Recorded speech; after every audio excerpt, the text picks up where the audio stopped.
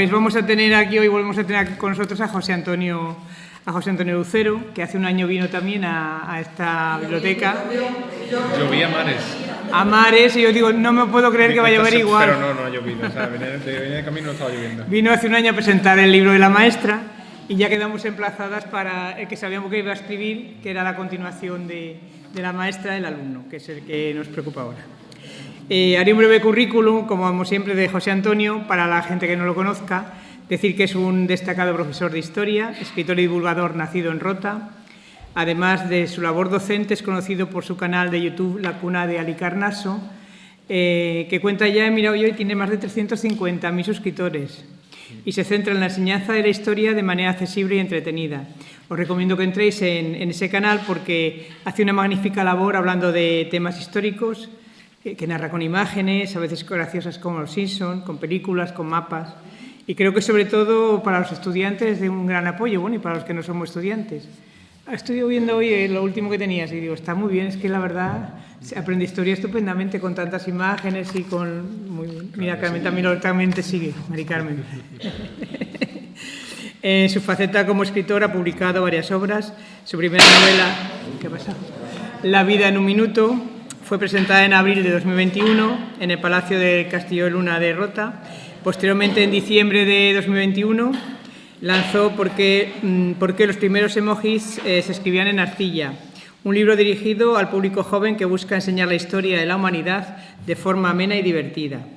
En julio del 22 presentó La madrina de guerra, una novela que rinde homenaje a las mujeres que utilizaron la palabra como arma en tiempos de conflicto. Más recientemente, en mayo de 2024, publicó La maestra, una obra que honra la profesión docente y destaca la influencia de los maestros y maestras en la vida de los alumnos.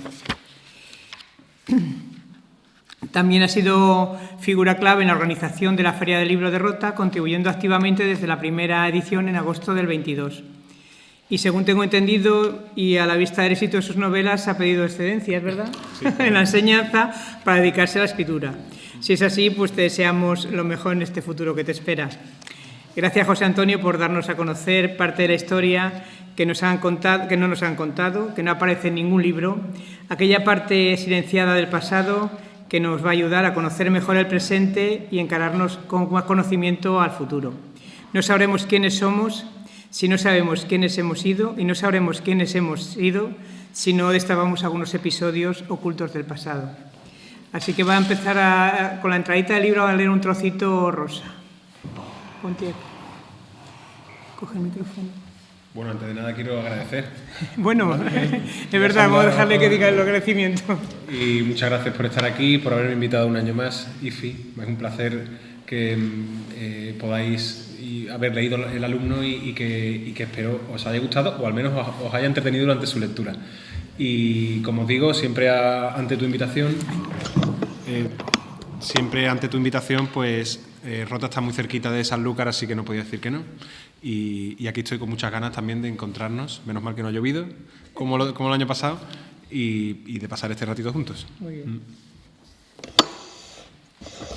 Usted fue para mí esa acércate, Rosa, aquí a la... Si puedes, yo creo que tengo buena voz. Sí, la tiene. Yo creo que tengo buena voz. Usted fue para mí esa pieza, esa entropía, y créame, señorita Lali, he imaginado 1.000.000 de veces cómo empezar a contarle mi historia. 1.000.000 de veces en que comenzaba, tal vez por esa noche de septiembre en que las tropas franquistas entraron en el pueblo, o por aquella paliza que me dio mi padre. Sus golpes maldiciendo a Dios, el fuego de su mirada, su hijo de la gran puta. Pero todo aquello, es decir, lo que vino después de que a ustedes, mis maestras, Juana y Lali, las apresaran bajo la acusación de maestra roja, no fue para mí más que una sucesión de días monótonos que arrancaban y concluían donde mismo, de cara al sol, con el manoseo de un rosario, con el parte de guerra que congregaba a la familia en torno a la radio para llevar a la España nacional, no a la republicana, la toma del Alcázar, la victoria en el Ebro o la caída de la capital cautiva y desarmada.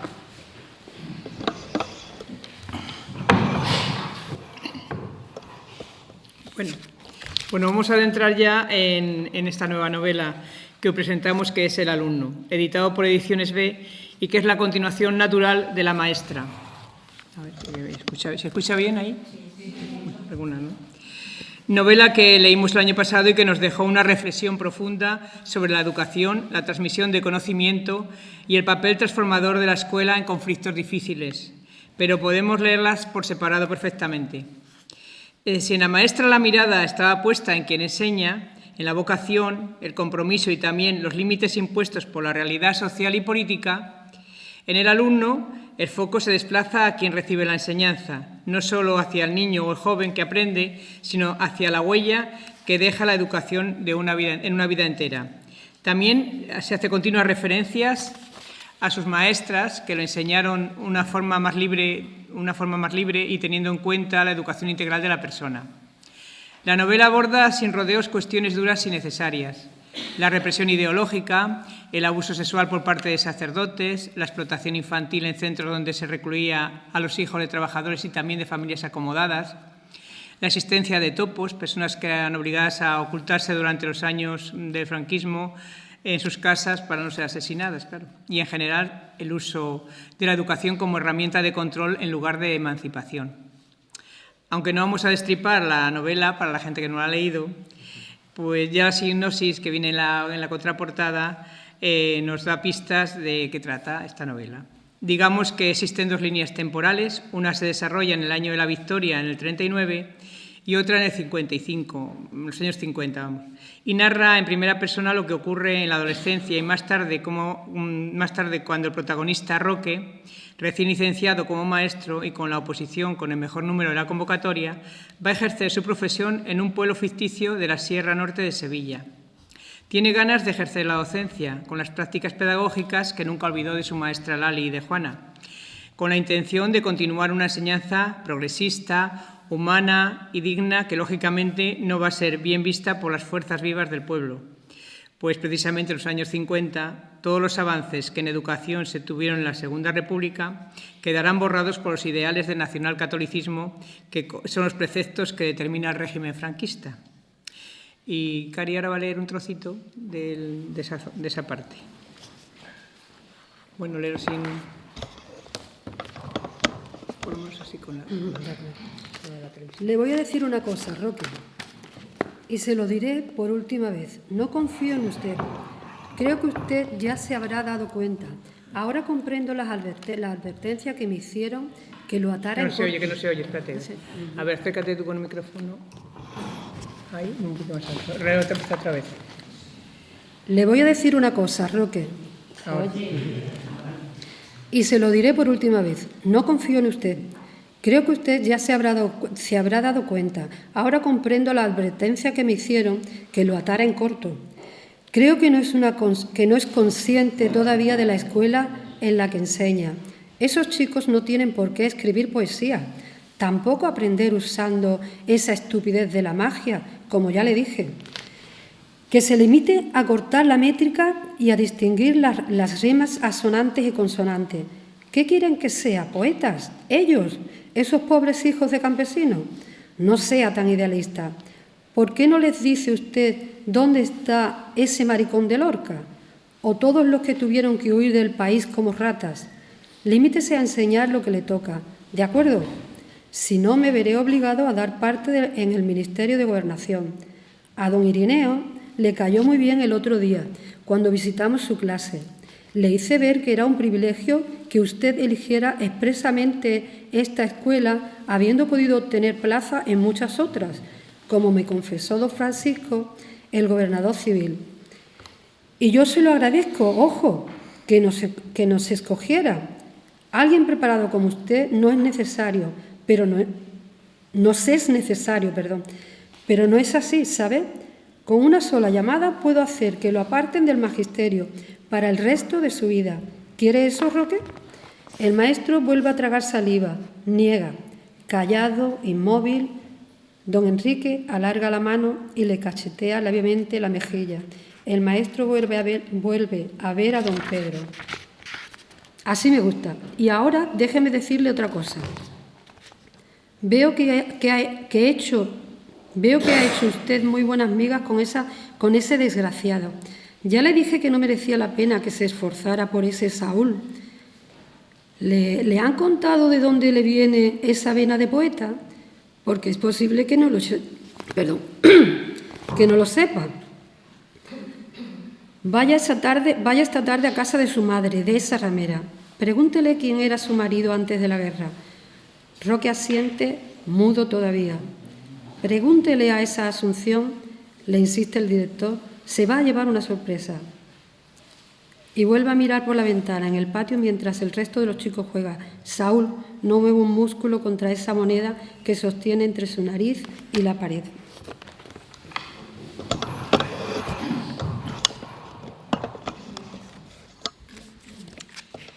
Bueno, en definitiva, observamos cómo Roque intenta enseñar a sus alumnos como sus maestras le enseñaron a él, como hemos dicho antes, y así crea el Club de los Calambures, que refleja el poder de la poesía en el aprendizaje, utilizando además la generación del 27 como modelo. Pero se va a encontrar, como hemos dicho, con muros insalvables que no lo van a dejar, que se lo van a intentar impedir. Pero no olvidemos que la dictadura no solo castigó cuerpos, también castigó ideas. Aquí no se habla de hechos aislados ni de excepciones, sino de un sistema que utilizó la moral, la caridad y la disciplina para explotar, encerrar y vulnerar a niños y niñas, muchos de ellos hijos de la clase trabajadora. Leerlo incomoda, pero es necesario porque lo que no se nombra se repite y lo que se oculta nunca se repara. Desde el presente de la novela viajamos al pasado para conocer mejor a Roque adolescente y como telón de fondo el frío e inhóspito internado de Madrid. Lo que allí ocurrió marcará para siempre su vida y los hechos allí ocurridos serán parte del hilo conductor de la novela y el secreto que se desvela al final. Por eso también esto le atormenta por lo ocurrido en aquel internado a este chico, a Roque, en la que compartió días de frío y castigo con su amigo Justo. La dictadura no solo controló la educación y las ideas, también permitió y amparó una violencia estructural contra la infancia, especialmente en las instituciones religiosas y benéficas. María José.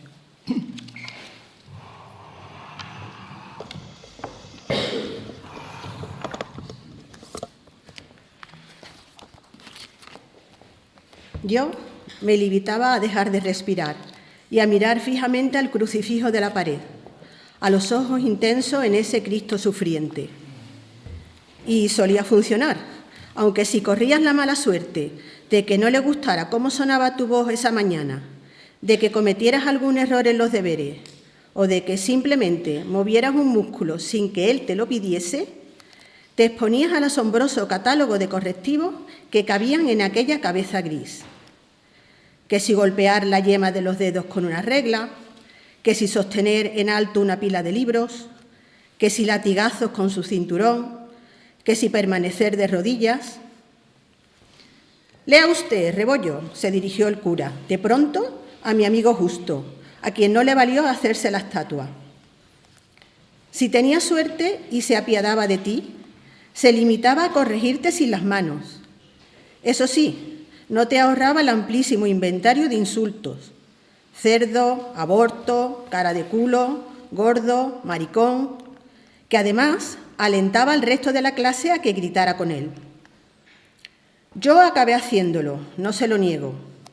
Y ahora pienso cuán increíble es la capacidad del ser humano de convivir con situaciones indeseables, de adaptarse, de ser cómplice de hábitos que en condiciones normales nadie en su sano juicio reproduciría. Pero ahí estábamos nosotros, una clase corriente, un chiquillo que balbuceaba al leer y no sabía decir la R, y una treintena de niños mofándose de él al grito de tar, ta, ja. Y al poco que el crío estallara a llorar, la burla se acrecentaba. Hay mucha gente que se pregunta, por ejemplo, que qué tipo de histeria colectiva arrastró a los alemanes al holocausto nazi, que cómo pudo ser posible que gente corriente, el hijo del panadero, el tipo que te sonreía por las mañanas, acabara por asumir como normal el hecho de que sus vecinos judíos fueran primero apartados en guetos y luego internados en campos de concentración de los que se decía que no iban a volver. ¿Que cómo era posible eso? Oía mucha gente preguntarse luego. tartaja, tartaja, tartaja. Hoy, pensando en aquellas primeras clases que recibí en el internado, comprendo cuán frágiles somos, cómo de maleables, cómo de dóciles ante la convicción de un poder como el que don Pedro ejercía sobre todos nosotros. El fascismo empezaba desde más abajo, con la violencia de un maestro, por ejemplo, porque de habérnoslo pedido, me estremezco solo de pensarlo, alguno quizás habría llegado a apretar el botón de una cámara de gas.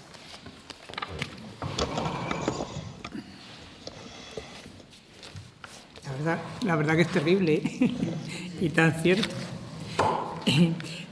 Todas creo que nos hemos sorprendido por desconocimiento cómo era la vida en esos internados religiosos, donde los alumnos eran enviados a lugares alejados, como en este caso a León, para desempeñar al norte, vamos, a la zona de la Sierra de León, para desempeñar una actividad laboral en condiciones humillantes y precarias para un niño, usándolos como mano de obra esclava por un dinero que iba a parar a la institución, o vete a saber si a los bolsillos de alguno de los curas. El protagonista está a punto de morir en una choza por la pulmonía que le ha producido ese frío y esa falta de cuidados. Sobrevive gracias a que siempre hay un alma buena en el mundo y no toda gente es mala, ¿no? Y un montañés que se llamaba Germán fue el que lo cuidó. Y ahora lee un trocito Mari Carmen de ese momento. La fiebre me subió de forma súbita. Para cuando al día siguiente Mediazuela llegó al establo con su zurrón y un nuevo libro de aventuras juveniles, yo apenas pude advertir su figura en la neblina que me arrojaban mis globos oculares, como si fuera un espectro entre delirios y ríos de sudor. Al verme, o quizás al oír mi lamento, se apresuró a tirarse de rodillas junto a mí. Yacía sobre el lecho con la palidez de los difuntos o de los nobles victorianos, y me dijo: «¡Ay, muchacho, me cago en la Virgen!», mientras se ponía de pie y me pedía que aguantara a que volviera con el médico del pueblo, que no me moviera ni hiciera nada más que a rejuntar mis fuerzas para contener la fiebre. No sé cuánto tiempo pasó, pero cuando el médico llegó, yo solo oía sus voces: «Ahí está, don Sabino, ay, pobrecito», y luego su diagnóstico como una cantinela, que si llegaba mañana, que me diera un caldo de pollo bien caliente, que no dejara de colocarme paños húmedos en la cabeza, que le rezara a Dios. Más adelante supe que Germán, el Mediazuela, hubo de discutir con el terrateniente que había pagado por mi estancia en aquel lugar, ese tal Lucrecio Romero, que se negaba a hacerse cargo de las costas de la visita de don Sabino. Que si había de morir, ¿quién era él para quitarle a Dios el querubín que yo era? Y creo que nunca he estado tan cerca de él, de Dios, por lo menos si es cierto todo eso que nos cuentan los curas. Mediazuela estuvo 3 días a mi lado, cuando de repente, con la misma rapidez con la que me vino la fiebre, abrí los ojos y le pregunté que qué día era. El hombre lanzó un brinco, levantando su entrecejo fruncido en un gesto súbito de alegría, y se abalanzó a palmearme las mejillas de un rostro que por seguro me hubiera visitado en mis pesadillas en caso de contar con un espejo. Me incorporé y respiré el aire caliente de aquella lumbre que el montañés no había dejado de alimentar con leña. Luego me preparó un cardo sobre el hogar y, sin yo saberlo, me dio a beber un aguardiente asqueroso que me apresuré a escupir, provocando su risotado. Ya verás cómo esto te mejora. Así se curaban los catarros y las gripes. De lo que nos hemos dado cuenta, José Antonio, en estas 2 novelas, La maestra y El alumno, es que reflejas un momento histórico, episodios del pasado como telón de fondo de la España de aquellos años y, sobre todo, resaltando los incidentes que ha sufrido el sistema educativo español. en el pasado siglo. Sobre todo, el contraste entre la educación promovida por la Segunda República, que ya lo hemos visto antes, y el sistema que prevaleció durante la dictadura franquista, en la que enseñar podía ser un acto de resistencia para algunos maestros que tenían la valentía de intentarlo. También queremos resaltar la importancia en la novela de los personajes femeninos, como Azucena y Lola, presentes en distintas etapas de edad de Roque. La primera, un amor adolescente, y la segunda, el amor maduro. Lola representa el modelo de mujer adelantada a su tiempo. Pertenece a la sección femenina, pero nada que ver con el ideal de mujer que pretendía esta institución y Pilar Primo de Rivera, que era la figura que mandaba en aquel momento, ¿no? Lola tiene criterios propios y va a tomar decisiones en apoyo a Roque que incluso le llevarán a enfrentarse con su propia familia. Otra vez vemos a José Antonio como un escritor que resalta el papel de las mujeres en aquellos tiempos que eran ninguneadas y silenciadas y que, sin embargo, fueron mujeres que rompieron moldes y que lucharon, muchas de ellas, y verdad, nos vamos enterando ahora con esto de la memoria, que había mujeres de verdad que nunca se les escuchó nada de ellas, ¿no? Y hay que ser justos por eso, para hacer la memoria, ¿no? Y ahora Inma va a leer un trocito de Lola.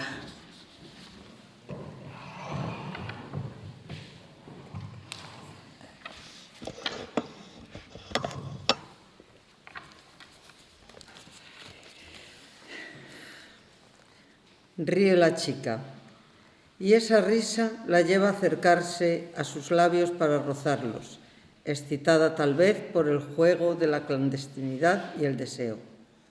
¿Cómo que la fuga? Se hace el tonto él. Ella le susurra, recorriendo con sus labios su rastro de migas de pan hacia su cuello. Sí, muy ingenioso aquello de los libros, ¿sabes? Pero os descubrí, ¿a que sí? Roque no responde, cavilando todavía el alcance de sus palabras. ¿Qué demonios va a hacer Lola sabiendo ahora lo que sabe? Mientras, ella sigue con su jugueteo. Venga, confiésalo, aprovechando su silencio para desabotonarle la camisa con aquella misma delicadeza con la que transitaba los caminos de su cuello hace solo unos instantes. Hasta que de repente el maestro se revuelve inquieto. No, Lola, será mejor que... Pero ella no ceja en su empeño. Lo acalla con un beso mientras él siente sus dedos deslizarse bajo la camisa para enredarse en el vello, hasta que el tacto de sus yemas roza aquello que Roque ha ocultado durante toda la vida. Al notarlo, la chica se incorpora para asomar al cuello desabotonado de la camisa. ¿Y esto?, le pregunta, contemplando las cicatrices que le recorren el pecho y se encaminan a la espalda, como las huellas que en la aridez del desierto deja la sequía. Se miran y, quizás para callar el recuerdo de esas heridas, Roque se inclina hacia la chica y le devuelve el beso. A ella, que no pregunta, que no insiste, tras el vacío que han dejado en el aire esa pregunta y el camino de esas cicatrices. Al cabo de unos segundos vuelven a mirarse a los ojos. Una sonrisa aflora, tierna, apacible en los dos. Y entonces sí, en ambos nace el impulso, esa pasión incontrolable de los amantes. Él, que la rodea con sus brazos y la sienta sobre sí a horcajadas, con la falda deslizándose por los muslos y el rechinar del sofá, y sus manos firmes, manos de alguien que se habría dedicado al campo de no ser por el azar, bosquejan el mapa de sus constelaciones, recorriéndole la espalda hasta encontrarse con el broche del sostén que lo obliga a detenerse para mirarla, pidiéndole permiso con los ojos para desabrocharlo. «Quítamelo», le pide ella con una sonrisa traviesa, casi victoriosa.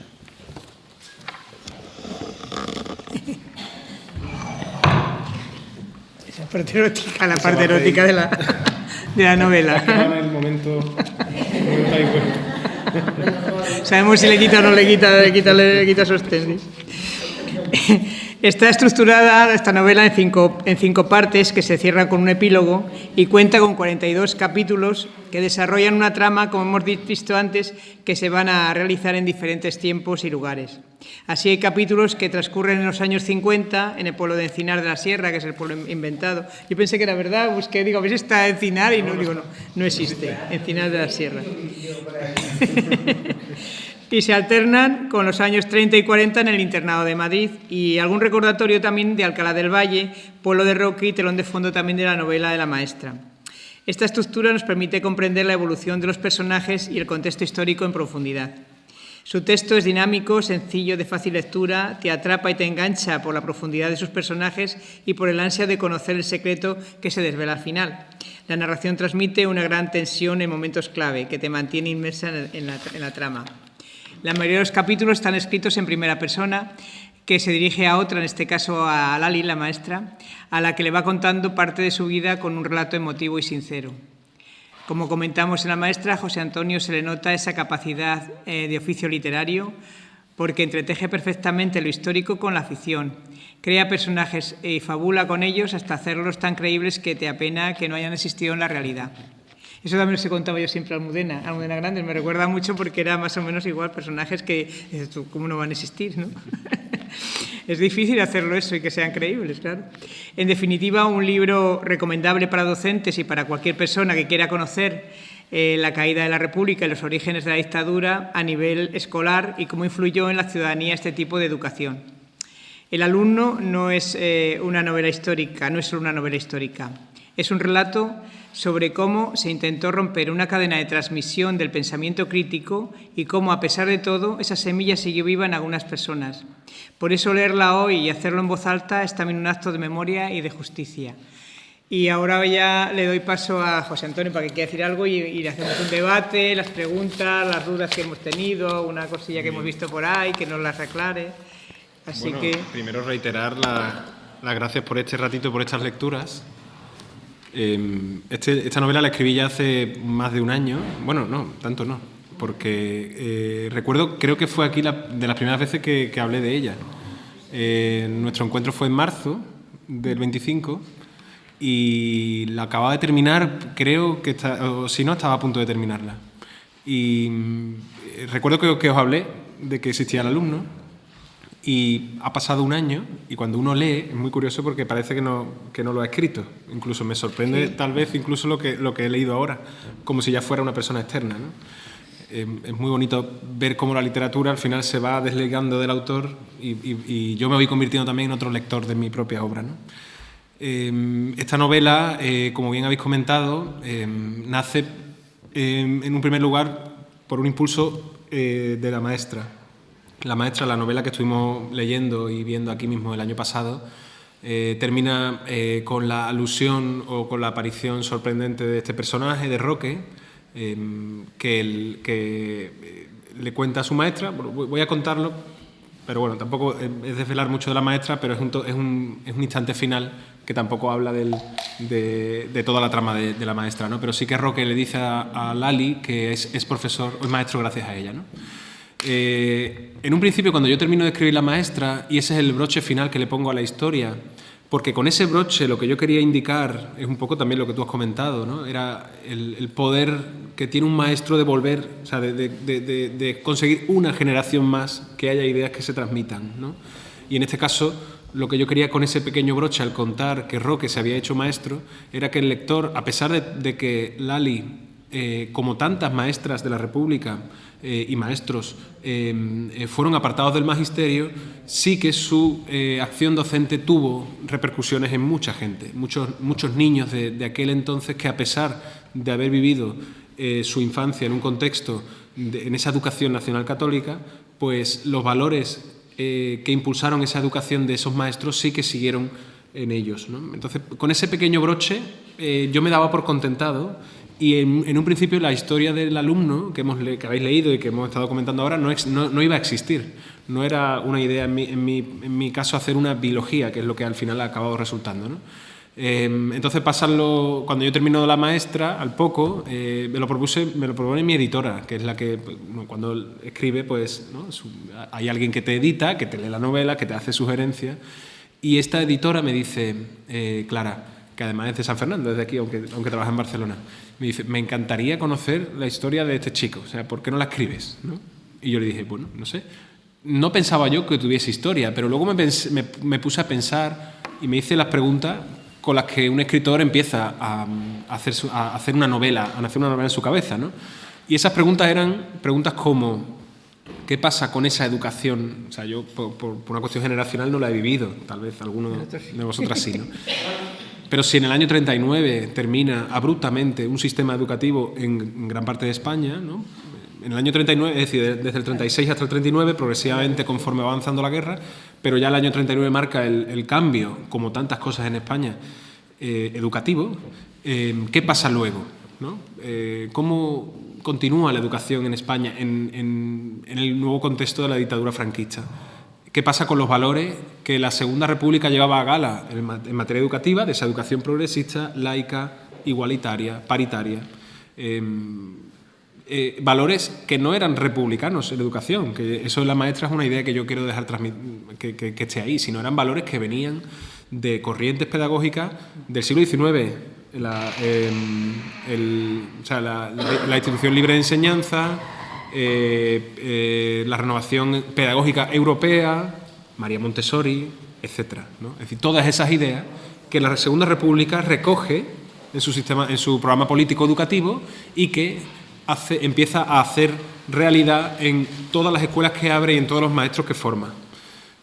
Maestros como era Lali, como era Juana, las protagonistas de la maestra, ¿no? Entonces, todas esas ideas que protagonizan la maestra, la pregunta que yo me hacía era, bueno, ¿qué pasa con ellas? Está claro que la educación nacional católica era muy distinta, preconizaba otros valores que son precisamente los que están en el alumno, pero ¿hubo maestros que seguían enseñando con esas ideas? Esa es la pregunta que yo me hacía y empecé a investigar y me encontré que sí, me encontré tanto con estudios como con testimonios de personas que me decían, personas ya, es decir, alumnos de los años 50, pues que ellos tuvieron maestros, pues que cuando se cerraba la puerta de su aula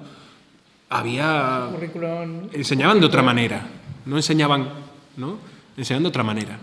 Entonces, a partir de ahí, de esas preguntas que yo me hacía, dije, bueno, tal vez aquí pueda haber una historia por contar que sea la de cómo este maestro Roque, habiendo sido enseñado de la forma en que fue, pudo convertirse, o sea, en qué tipo de maestro se podría haber convertido y cómo hubiese sido el maestro, o sea, cómo se hubiese relacionado con los poderes fácticos que había en los pueblos de España, en cualquier pueblo, ¿no? Como eran el alcalde, el cura, el director de la escuela, el gobernador civil, todos esos poderes, ¿no? Y que iban a entrar en conflicto con la llegada de un maestro, que en este caso el punto de partida de la historia del alumno, ¿no? Entonces, bueno, con todas esas preguntas empezó a arrancar esta novela, ¿no? Yo tenía claro que quería contar eso, pero también quería contar qué pasaba con Roque justo cuando se quedaba en la maestra, ¿no? Recordamos, si recordáis, Roque en la maestra se queda en una cena muy poderosa, que es cuando Roque quiere ayudar a sus maestras a salir del pueblo porque las están buscando, las oculta en un pajar o en un cobertizo y al final los descubre su padre le da una paliza y las maestras acaban siendo apresadas, ¿no?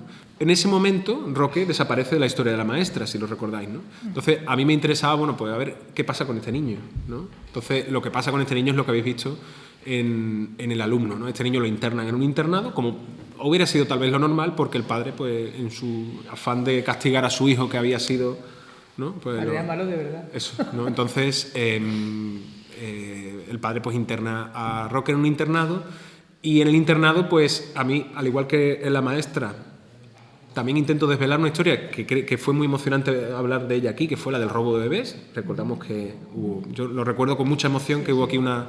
Sí, que no podía venir hoy, sí, que le habían robado a su hermana. Eso es. Recuerdo con mucha emoción ese momento. Entonces, hay muchas otras historias oscuras en el franquismo. Esa es una de ellas. Otra es precisamente qué ocurría con esos niños en muchos de esos internados, ¿no? Y son historias de abusos, son historias duras. historias que me costaron escribir y ahora incluso pues, a mí mismo me cuesta leer, tal vez, ¿no? Entonces Roque se ve envuelto en esas historias, como hubo tantos niños. Por ejemplo, has leído el trozo, lo que has leído de León. Yo no tenía ni idea, eso sí que no pues lo sí, sabía yo, totalmente. Hay un libro que lo usé de cabecera que se titula Los internados del miedo, que es una investigación que hacen 2 periodistas sobre un internado en concreto de Madrid, que es en el que se basa esta novela, cuyo nombre está cambiado para evitar problemas, porque además es una institución educativa que sigue siendo institución educativa hoy en día. Y en ese libro, Los internados del miedo, digo, por si queréis seguir con el tema, aunque no es una lectura agradable ni mucho menos, pero bueno, es interesante, habla precisamente de que muchos de esos abusos a los niños eran laborales. A estos niños, la mayor parte de ellos de familias de rojos, es decir, de padres que estaban en prisión, o familias que estaban desahuciadas, o niños incluso que estaban huérfanos, los venden como trabajo esclavo en los ganaderos de León, en minas en Asturias, y se cuenta esa historia. Yo había escuchado dentro de las instituciones que lavaban ropa, que cosían... Claro, eso sí, también las niñas, ¿no? Claro, las niñas, pero que los mandaran sí, fuera... Sí, y el dinero precisamente se lo quedaba el director de la escuela, ¿no? Esa es la historia por un lado, y vamos a conocer ahí a Roque pues, en su despertar adolescente, porque Roque es un niño cuando Lali lo deja, pero Roque ya es un adolescente cuando está en el internado. Va a ocurrir su despertar al amor, y va a ocurrir también pues, el hecho de que él se va dando cuenta, como cualquier niño que ha vivido una situación de violencia en su familia, de qué es la violencia que ha recibido, ¿no? Y también él se pregunta, esa reflexión creo que la habéis leído ahí, si él quiere seguir siendo un eslabón más de la violencia, ¿no? Porque al final, muchas veces, pues la violencia es una escalera que seguimos transitando hasta el día de hoy, lo estamos viendo en las noticias diariamente, ¿no? Esa es la historia de ese pasado, de ese internado, que además para mí fue muy especial contar porque era la primera vez que escribía en primera persona. Después de 4 novelas, no había escrito yo nunca en primera persona. Entonces, para mí, la voz de Roque era muy, muy personal. Muchas veces habéis leído alguna reflexión cuando habla, por ejemplo, de la Alemania nazi, una reflexión mía, ¿no? Yo aprovecho esa primera persona del Roque para decir, bueno, aquí también voy a reflexionar yo, ¿no? Como autor, que bueno, que también tenemos esa oportunidad los autores, ¿no? Y luego también vamos conociendo la historia del Roque maestro, ¿no? Y esta es una historia muy bonita, al menos yo la quiero ver así, ¿no? Es una historia donde no se va a contar una victoria, o sea, una revolución educativa, porque no era posible, lógicamente. Es una historia pequeña, ¿no? Yo la quise hacer así. Un pueblo, 4 o 5 niños, un pequeño club de lectura, que acaba siendo el Club de los Calambures, lecturas de poesías, ¿no? Lorca, Miguel Hernández, y cómo eso va cambiando la vida de esos pequeños niños gracias al maestro, que es el que los va guiando en sus lecturas, ¿no? En ese club clandestino. Aquí mucha gente me hace el paralelismo, y es cierto, aquí hay una película que yo utilicé de base, que es El Club de los Poetas Muertos. Esa película la utilicé un poco como inspiración, como referencia, de hecho es una de mis películas favoritas de siempre, ¿no? Entonces la utilicé como referencia para crear a ese Roque, ¿no? Y entonces pues vamos a ir conociendo en esa historia del año 55 al Roque en ese pueblo, con todos esos poderes alrededor que le van a ir intentando coartar, ¿no? Hay un personaje que es el padre de Lola, que es el gobernador civil del pueblo, que se va a enfrentar, al igual que con todos los demás.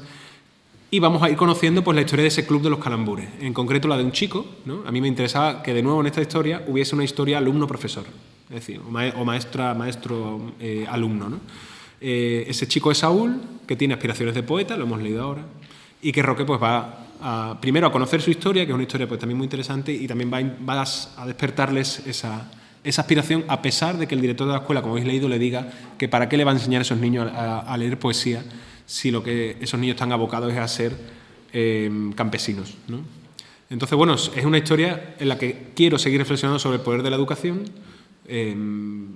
y quiero seguir...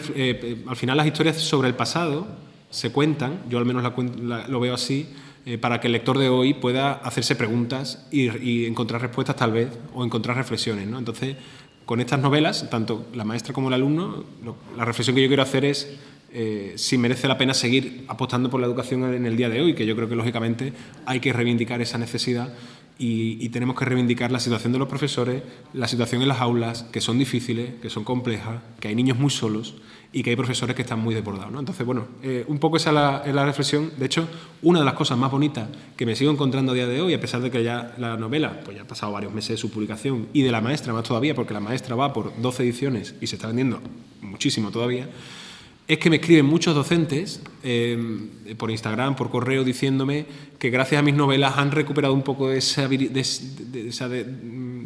vocación o de ese amor por la enseñanza que les hizo hacerse maestros, ¿no? Para mí eso es muy, muy bonito, ¿no? Entonces, bueno, un poco esa es la reflexión del alumno, pero ahora me interesa sobre todo escucharos porque al final, ¿no?, lo bonito es hacer un poco de diálogo y poder desentrañar esta novela con una charla, ¿no? Así que, bueno, estoy abierto a vuestras preguntas y a todo lo que queráis comentar. Pues venga, damos paso a las preguntas y a las dudas que teníamos y algunas cosillas del momento. Venga, Rosa, tú misma, que te veo con ganas. No, que a mí me extrañó leer una novela que aparece en un gobernador civil en el pueblo. ¿Sí? Es cierto, había en los pueblos mayores, A lo mejor era... el que estaba en la capital de provincia, que iba a los pueblos, ¿no? O incluso en las capitales de comarca había también gobernadores civiles, ¿no?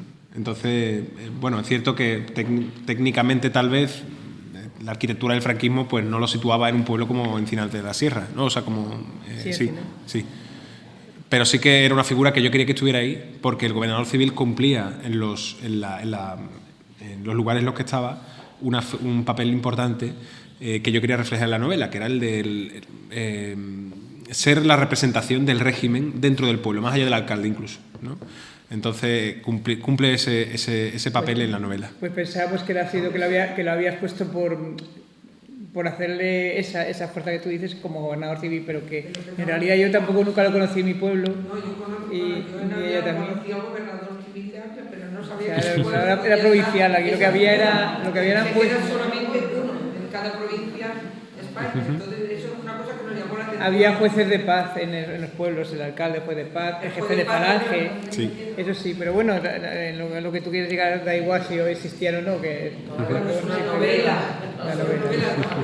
O sea, con protagonistas masculinos, de hecho es la primera que escribo donde el protagonismo no es femenino, y me interesaba pues también contar la historia de Roque, pero donde también hubiese esa influencia, como habían comentado, de figuras femeninas a su alrededor, ¿no? Que es los amores que va encontrando, su madre, que al final tiene un papel importante, su madre, y Asunción, que era la madre de Saúl, también eso es terrible lo que pasaron. Y lo que también comentábamos en el tema de la mujer, que lo pones tú como muy... que en un pueblo de esas características, darse un beso por la calle, todo eso que era... como que no coincide con la época, ¿no? Tú lo has visto como gente joven de ahora, ¿no? Pero en aquellos momentos... No, bueno... Los que hemos vivido en pueblos... Eso eran besos clandestinos. Eso era... No, pero digo en la calle que se saludaban con un beso. Eso era imposible. Imposible en la época nuestra porque, vamos, que se llevaba... pero bueno... Y somos un poco de más... pero a lo mejor somos... que ya no era el 55, cuando nosotros éramos adolescentes, que era el 60 y... pero vamos, que había 1000 ojos que te vigilaban. Había hasta yo me acuerdo en los bailes de mi pueblo, los bailes de eso se ponía la Guardia Civil en un alto para vigilar que no se acercara una pareja, porque cuando bajaba la Guardia Civil a separar, o sea que era un escándalo, porque se verá rimado ya mucho, estaba ya muy pegado, entonces bajaban y separaban a la pareja, y aquello, han tenido que separar a fulano y a mengana. Así que imagínate cómo sería aquello, o sea, padres y madres vigilando alrededor del baile y la Guardia Civil además desde arriba, por si acaso había... Yo no sé si eso lo habéis vivido en alguna circunstancia, pero eso yo lo he vivido yo de niña. En los bailes de los pueblos. En los pueblos, en los bailes estaban los... Estabas allí en el centro del baile y allí estaban mirando. Es algo a lo que le di muchas vueltas. No voy a contaros el final, o sea, por si alguien lo ha leído. Pero simplemente 2 pinceladas que para el que no ha leído lo puede entender, ¿no? Esa situación del padre, al final uno de los, o tal vez el gran conflicto de la historia es Roque con su padre. el conflicto que al final que ha llevado a Roque toda su vida, en realidad, a pesar de que él quiere a sus maestras tal, ¿no? La vida de Roque, yo creo, al menos la he planteado así, la relación con su padre tormentosa al principio es lo que le ha marcado todo, ¿no? Tal vez él ha sido maestro no solo por los valores de Lali, sino por el contrario de su padre. De hecho, hay un momento de la novela que se hace ver así, ¿no? Al padre le dan una medalla y le dice, ¿no? En la camarilla de los jerarcas del pueblo, ¿no? ¿Tú qué quieres ser? Yo quiero ser maestro, ¿no? Algo así creo que le dice, ¿no? Y el padre lo coge y dice, no vuelvas a decir eso delante del cura, del tal, que es una vergüenza para mí, que tú tienes que administrar mis tierras. Es decir, hay dos grandes puntos de vista ahí en Roque, ¿no? Él es maestro tanto por el amor que le tiene a sus maestras como por la relación con su padre. Entonces, es una relación ahí que en la novela, a pesar de que el padre no aparece solo al principio, y yo lo hago así a conciencia. El padre podría haber aparecido. Aparecen las cicatrices siempre. Sí, entonces yo quería que el padre no apareciera. El padre era un ente que siempre estaba en Roque continuamente, a pesar. El padre era el régimen en Roque, ¿no? Era todo lo que le había pasado a España, era su padre. Era simbólicamente, tiene ese significado en la novela, ¿no? Entonces al final, sin querer contarlo lógicamente, la historia va desembocando en pequeños pasos que al padre le van a hacer darse cuenta de que se ha equivocado con su hijo, ¿no? Puede ser, ¿no? Tal vez. En primer lugar está el papel de la madre, porque hay una conversación entre Roque y su madre que empuja a la madre, ¿no? Y luego también, sin que yo tampoco en la novela quiera hacerlo muy evidente, en el padre hay dos puntos de inflexión, en el sentido en el que hay uno. Repito, sin contaros qué pasa al final, ¿no? Pero esa escena final, el padre se da cuenta de que su hijo, a pesar de todo el tiempo que ha pasado, vuelve otra vez a hacerlo de nuevo, y el padre se da cuenta de que el hijo tiene unos valores que están ahí y que es un hombre, ¿no? Creo que le dice algo así como, aunque no comparta yo esto, pero se nota que eres mi hijo, eres hijo mío, ¿no? Y luego también hay una cuestión que se deja implícita ahí, que tiene que ver incluso con la cuestión política del franquismo, ¿no? El padre estamos en mediados de los años 50, a mediados de los años 50 hay un cambio ideológico en el régimen. El padre es uno de los vencedores de la guerra, falangista, poderoso, pero en los años 50 el franquismo, que Franco era un maravilloso cambiachaquetas, ¿no? Y precisamente el régimen dura 40 años por su capacidad de adaptación. En los años 50, después de los acuerdos con Estados Unidos, las bases militares, como la derrota, el acuerdo con la Santa Sede, para afianzar el régimen internacionalmente, empieza a desligarse de todo elemento falangista del régimen, y ahí es cuando vira hacia el Opus Dei, ¿no? Entonces, ¿qué pasa? Y esto está documentado. Muchos de estos falangistas se dan cuenta de que, oye, todo el sacrificio que hemos hecho, ¿era esto qué? Ninguneado. ¿No? Y de hecho el falangismo queda totalmente ninguneado en el régimen. Totalmente. Desaparece del régimen el falangismo, ¿no? Entonces el padre hay un momento en que se da cuenta de, yo he sacrificado hasta mi hijo por el régimen, ¿no? Y aquí estoy yo y de repente me he quedado con... Entonces, bueno, esas un poco pueden ser las razones por las que al final se desemboca en ese final, que entiendo que puede ser sorprendente, pero también yo quería que lo fuera. Es decir, yo buscaba ese punto de sorpresa en el lector. Y la madre y lo hace recapacitar y ve que, en fin, que no, el comportamiento que tenía con ese hijo no estaba bien, ¿no? De hecho, hay mucha gente que me preguntaba, también maltrataba a la madre, y yo no sabría decir si sí o si no, porque no lo he escrito, y si no lo he escrito, pues eso ya es a imaginación de cualquiera, pero probablemente también a la madre le daría. Maltratar a un hijo, maltratar a la madre. Sí. Solamente con maltratar a tu hijo, sí, estás maltratando violencia a vicaria. la madre. Sí.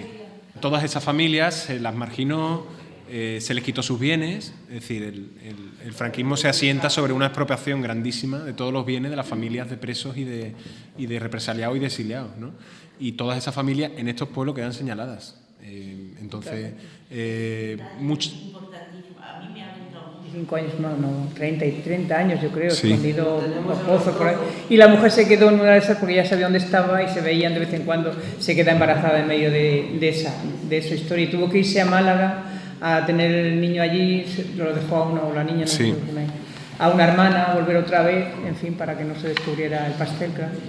Que yo también quiero agradecer aquí a las maestras que han venido unas cuantas maestras, alguna jovencita, que tú estás viendo trabajar, ¿no? Todavía no. Pero bueno, mira, con esto aprendes. Pero Juana, que fue maestra de mi niño, Lola, que fue compañera de adultos, de educación de adultos, que además ha escrito un libro que a ver si lo presentamos por ahí. Ha escrito un libro sobre su experiencia, en Córdoba ha sido, ¿no, Lola? Bueno, lo acaba de hacer ahora mismo el libro. Y otras compañeras que están allí me también. avisas por si... Sí, ahora hablamos con ellas si quieres para eso, porque también lo puedes llevar a Rota. Claro. Es que es una maravilla lo que ha trabajado, sobre todo en el aspecto social y demás, de eso que tú estás contando, ¿no? De cómo hacer niños, o sea, alumnos críticos, y eso lo trabaja muy bien. Desde siempre en la educación de adultos trabajaba mucho con lo que era Freire. Ah, claro. Era nuestro apóstol y eso lo llevamos ya metido en vena. Así que si no hay más preguntas... Sí, Cari. Cari. ¿Puedo preguntar por la maestra? ¿Puedo hacer alguna pregunta? Sí, claro.